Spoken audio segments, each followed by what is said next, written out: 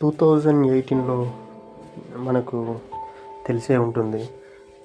అదే అండి, అండమాన్ నికోబార్ ప్రాంతంలో సెంటినల్ దీవిలో ఒక అమెరికన్ పర్యాటకుడు వచ్చి అందులో అక్రమంగా ప్రవేశించి చనిపోయాడు కదా.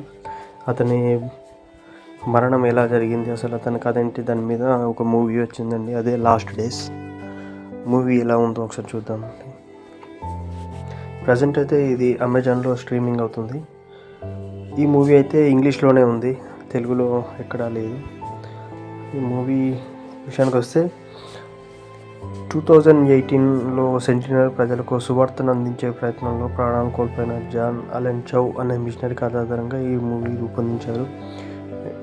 ఈ చిత్రాన్ని జస్టిన్ లీన్ డైరెక్షన్ చేశారు మరియు స్కై యంగ్ జాన్ అలెన్ చౌ పాత్రలో నటించారు. మూవీ మనకు ఒక 2 hours ఉంటుంది.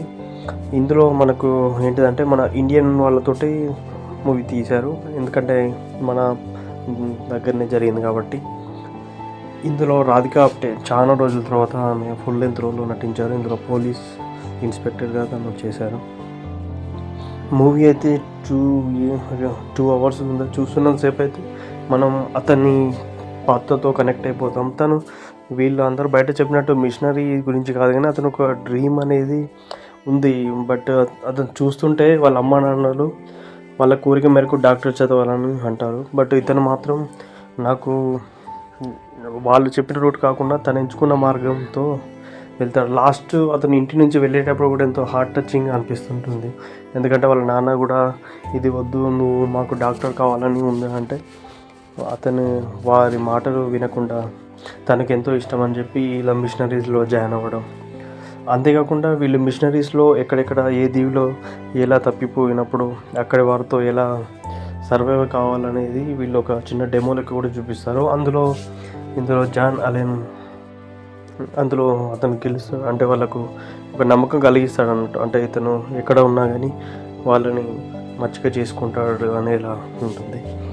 మొత్తానికైతే 2018లో తను పోర్ట్ బ్లేర్లో దిగి అక్కడి నుంచి మృతికారుల సహాయంతో వెళ్తాడన్నట్టు. అంటే దీవికి తీసుకెళ్ళాలని ఒక ఏజెంట్కి మాట్లాడుకుంటారు. బట్ అతను వెళ్ళినప్పుడే అక్కడే వాళ్ళ దారిలో చనిపోతాడు. ఈ పాయింట్ ఆఫ్ మొత్తం ఎలా చనిపోయాడు, ఎలా జరిగింది ఇన్వెస్టిగేషన్ ఆధారంగా మూవీ తీశారు. మూవీ అయితే చాలా బాగుంది. ఇది తెలుగులో లేదు, డబ్ చేస్తారేమో ఫ్యూచర్లో. బట్ మూవీ అయితే సూపర్గా ఉంది. మనం కూడా కనెక్ట్ అయిపోతాం, అంత హార్ట్ టచింగ్ అనేది ఉంటుంది మూవీ.